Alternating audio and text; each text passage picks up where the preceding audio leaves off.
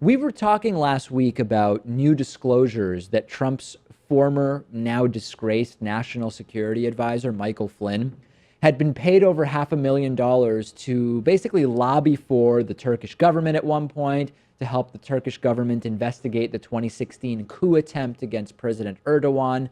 And of course, we now know that Michael Flynn resigned in shame from his White House position last month after it was discovered that he had been lying about his communications with Russia while working for the Trump campaign. We're filling in the color now. We've learned about one specific way in which Michael Flynn was involved as a representative of Turkey. And I have video and audio of former CIA Director James Woolsey, who is accusing Michael Flynn of talking to the Turkish government last fall about trying to help them secretly kidnap one of Turkish President Erdogan's political opponents who was living in the United States. Okay, listen to what James Woolsey said. I showed up and there were several Turks and several Americans there. There was discussion, serious discussion of finding some way to move Mr. Gulen out of the United States to Turkey. You might call it brainstorming, but it was brainstorming about a very serious matter that would pretty clearly be a violation of law. So how would Woolsey know this? At the time, he was an advisory board member of Michael Flynn's company, and Flynn asked him to be at the meeting, which was held at a hotel in New York City. Woolsey says that he walked into the room. Michael Flynn is in there with top-level Turkish government officials, including Turkey's foreign minister. And what they were trying to figure out was how to remove Turkish cleric Fethullah Gulen from the U.S. without anybody knowing, which would, by the way, illegally bypass the extradition process that exists in the United States. Woolsey said he later notified Vice President Biden about the conversation. The man that they were allegedly talking about removing from the country, Fethullah Gulen, is an opponent of President Erdogan. And we can only imagine what would have happened to him if Erdogan had gotten his hands on him within Turkey's borders. Michael Flynn was reportedly working against the U.S., trying to figure out a way to illegally turn someone who was here legally over to a foreign power. Do you understand the magnitude of this?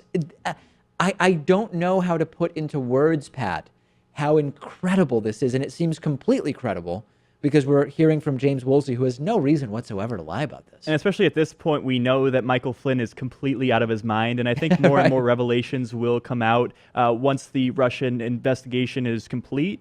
But we've known this because even in the RNC, he would call for Hillary Clinton to be locked up. And you could just see the passion. And despite these sketchy ties that he has, and despite the issues he obviously has going on in his head, Donald Trump is like, yeah, I want this guy on my team. I want him to be my national security advisor. That's my thought, which is this tells us a lot about the type of people that Donald Trump is willing to appoint to the highest, most sensitive positions of power in the U.S.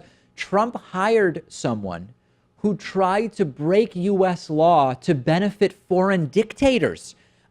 You almost can't put into words how extreme this is.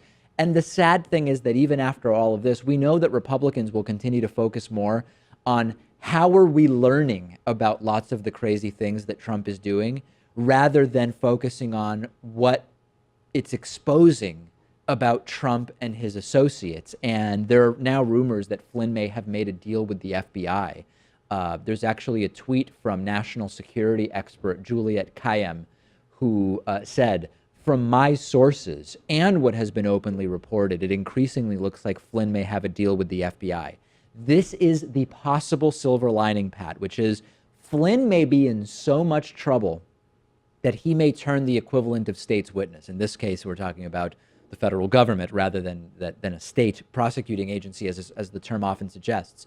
And if that's true, then whatever they have on Flynn must be really bad, because to get him, if it's true, to testify to the potential crimes of the Trump administration, he must really be in some deep you-know-what. Well, he absolutely should show up and testify. That's what Paul Manafort's going to do. That's what Carter Page is going to do, and Roger Stone, as we've learned this week. I look forward to it. And by the way, Roger Stone's scheduled to be on this program upcoming. I normally don't tease interviews ahead of time because he might cancel. Whatever. As of now, we have an interview scheduled with Roger Stone. We will see if it happens.